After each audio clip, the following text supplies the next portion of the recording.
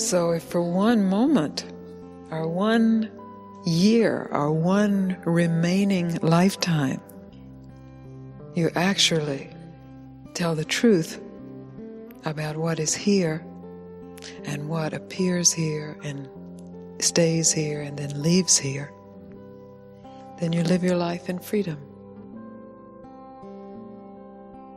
Hello and welcome to Being Yourself, Self-Inquiry with Gangaji. My name is Barbara Denenpont. Last month, I brought you a monologue where Gangaji spoke about entering this space of stillness. And at the very end of the monologue, she reaches out to the audience and invites people to come up. And I wanted to share the exchange that happened immediately after this monologue because it was a wonderful conversation about what it is to find peace or discover peace and then feel like you've lost it. Let's take a listen. I have a history of being a clinger. A Klingon? You've evolved quite well out of your Klingon state. A clinger? A clinger. A clinger to what? Beliefs. Yes, that's the human condition. That is conditioning, clinging to beliefs. Yeah. What's the purpose? Why would you want to cling to a belief? I think that it's because I feel there's a power in belief. There is. A creative power. There's a huge power. I don't know that it's... Yeah, okay, yes, I can see it's creative. That's right, because then it creates reality, right? It creates your experience of reality. If your belief is strong enough, then you factor reality through the lens of that belief. And you create your reality. If you believe you're a wretched, wretched creature, then reality will reinforce that. If you believe that you, if you believe... Boy, you read me there. that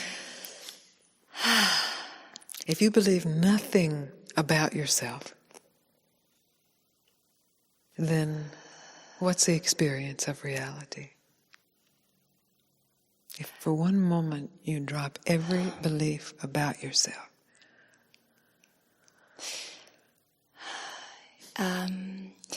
It feels peaceful.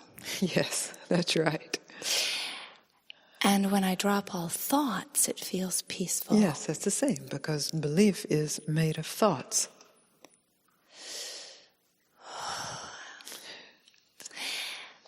So, I've been experimenting. But before we go into that, is there any power in that peace? Oh, in that power. Because... Power in the peace. Feels good. Feels good. And but I this like issue, it. yes, it's likable, but this issue is around power, isn't it? Maybe we can get into what the need for power is, but in this place of peace, is there power? Do you have personal power?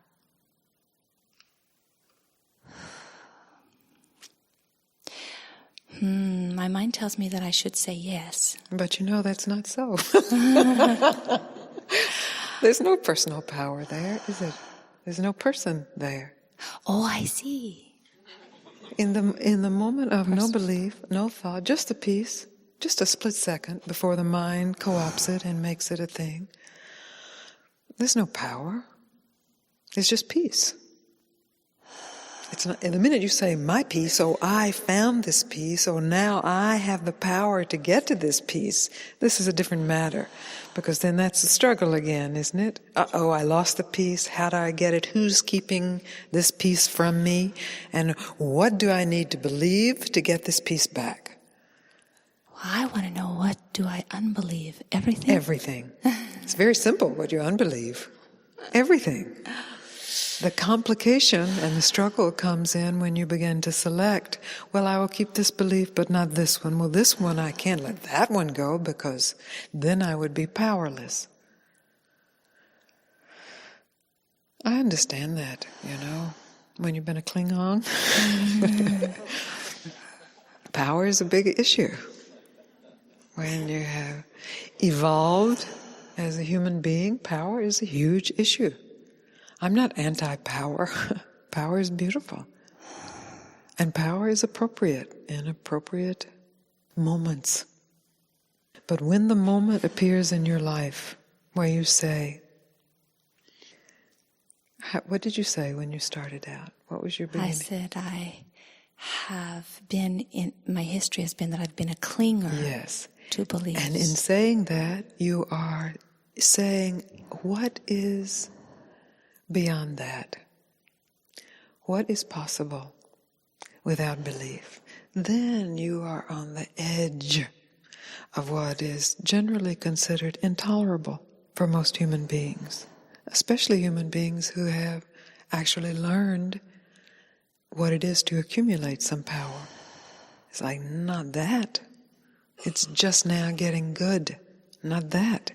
And yet there is a curiosity, or there is a resonance that is saying, what is beyond power? What is more than that? What if I don't do my maintenance work on my power? Is it allowance? Allowance? I'm not sure. What do you mean by that? Well, Is that what you're experiencing? Well, there's been a series of events that a certain group close to me is saying that I created this. Oh gosh, well, yeah. This experience.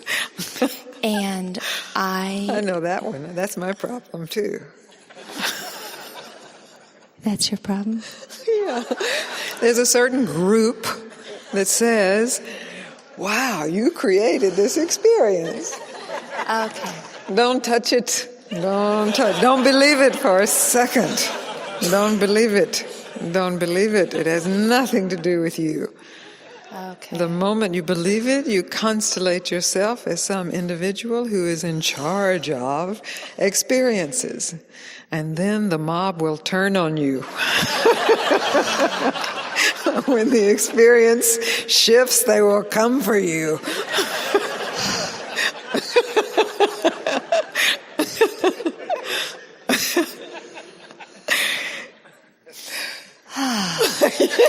Yes. Now, for a moment, that's peace.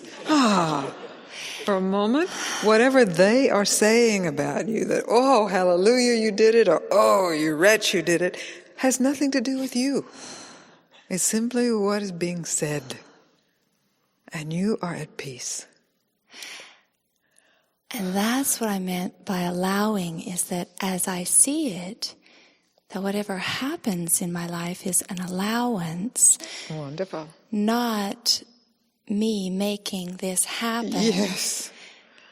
Then Okay. what an allowance. But then I guess my problem is that I start listening to these people talk to Well, me. listen to them, but don't answer them. You understand? Yes, you do, I can see. You really have touched on something so profound. So then it's not to my fault, it's not to my credit. Yes, that's It's right. just what is. It's what is, and what is then? What is? Because we can talk about, well, it appears to be that either people are waking up around me or people are going to sleep around me. It appears one of the other. And if that doesn't have anything to do with me, that is just what is, then the investigation can really begin. Because the investigation can then be turned toward either, then who am I? Or then what really is? What is really happening here? If the investigation is around, oh, did I do it? Or if I did it, can I keep doing it? Or, oh, if I did it, should I have done it? Right. Then there is no allowance for investigating the deeper questions. Thank you. Very beautiful. Very beautiful. It's so exquisite that this question gets asked. We get very locked into making things happen. That's part of our culture, to make things happen. And that is severely limited by what we think things to be, what we think happens to be, and who we think we are to make things happen. It's okay to play, like kids playing and making a house out of a cardboard box and playing and having a wonderful time, making it happen. But in the moment of truth, where you step back from the play and you ask the real questions, who am I? What is this really? What is happening? When I ask any question, I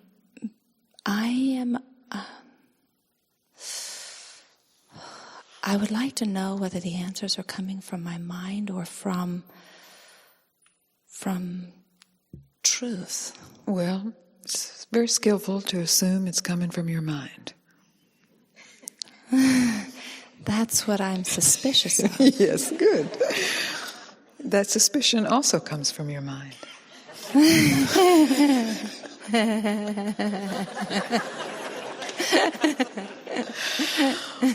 But the answers, the yeses, the nos, the maybes, the suspicions about those answers, all come from mind. And mind comes from what? What is mind arising in? I don't know, but I think that there's a purpose for my mind, and I don't want to just cut it off. Well, so I'd like to integrate. I think it sounds if you cut it off, you're going to grow 2 more. I'd like to. Pruning only makes it stronger, so don't cut it off. I'm not suggesting you cut it off. Just stop feeding it for a week or 2. I've been experimenting with that. It feels pretty good. It's a revelation. It's a revelation. We are so conditioned that we have to continue to fertilize this mind plant so that it gets bigger and bigger and bigger, so that it will be stronger and stronger and stronger, so that it can take over the planet to do good, of course, to fix the planet. That it is the problem, but it's not inherently the problem. It's just a plant growing that's been over-fertilized. If you just stop feeding it for a while, let it die back. Let it die back. Then what we fear most, which gets called winter usually, or death, or the dark night, what we fear most reveals to hold the most sublime treasure. So we are deathly afraid of losing our minds. And in the frenzy of that fear, we have lost the discernment. We've lost the clarity. We've lost the wisdom that mind participates in. So in the willingness to stop, just to let it all die back, there can be discovered that which is trustworthy, which doesn't have to do with thought, with a yes or a no or a maybe. It doesn't have to do with knowledge or ignorance. Presence of being. Simply being. This is the resting place. Yes. Yes. And I get there sometimes. Yes, you know this very well. You didn't have to consider it. You didn't have to think about it and say, well, yes. And even though I'm there sometimes, I guess this is my clingy part, I'd like to be there all the time. Okay, so how do you know that you're not there all the time? It's harder for me to breathe into my body. When you're not there? That's what it seems like. Okay. That's my little... So if your breath just stops, like just right now, hold your breath. Are you holding it just for... Good. Now you tell me, you can nod or shake your head. Have you lost any part of yourself? Well, check and see. No. So you can breathe now. Breath is also a beautiful power, but especially in our New Age culture, it has been worshipped as the ultimate power because it is what keeps the body, the tissue, alive. But it's not the tissue, the body that I'm speaking of. It's you. You give animation to the breath. You give animation to the mind. You are peace. You can rest in yourself at any moment because regardless of what else is here, you are here always. Breath rises and falls. Breath is constricted or full. Breath began at some point in time and will end in some point in time. So I am not necessarily my breath. You are absolutely not your breath. But your breath is filled with you. It's not that you are not your breath, but your breath is you. Does my breath carry me? Is that? You investigated.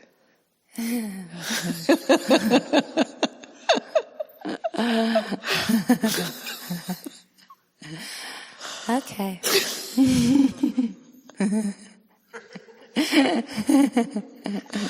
The purpose of investigation is to stop. Is to bring the mind back in. To stop making the breath the ruler of the universe. To stop making the tree of the mind the ruler of the universe. The body the ruler of the universe. Last week's enlightenment the ruler of the universe. Purpose of investigation is to see what is unchangeable. What is changeable and what is unchangeable. But then if I create a belief system about what is changeable or unchangeable, then I get caught in that. That's right, but you see it. You see? Isn't that great? You caught it. I am growing up. Yes, it is a kind of growing up. That's right. A waking up. A waking up is a growing up out of this illusion of childhood. We've also worshipped childhood. Oh, if I could just get back to that. There's no going back to that. The recognition of what was recognized there in its purity as still being here. This is infinitely better than childhood.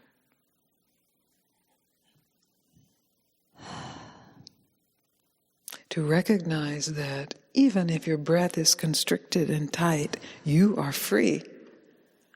Then the breath can be loved for what it is. Then it doesn't have to be a certain way to prove that you have worth. You have worth, period. You are beyond measure in your worth. And your breath is of great value. But it will be finished someday. That means it will end. You, that which the breath gets its power from, cannot end. And you can know this for yourself. And you do know it for yourself. But you have forgotten it, or covered it, or denied it, or thought it couldn't be that simple, that easy, that present. Not that. It's that. So if for one moment, or 1 year, or one remaining lifetime, you actually tell the truth about what is here and what appears here and stays here and then leaves here, then you live your life in freedom. You live your life in truth. You live your life knowing that even though my breath changes and my feelings change and my body changes, this peace doesn't change. It's here, always. And you're quite correct when you say you want that, always. That's what everyone wants. Well, you have it, always. If you will just stop looking for it in your breath or your body or your mind. Or in any picture. Or in any picture, which is an image, which is imagination. You see, then instantly, just as it reveals itself, this moment, you are home.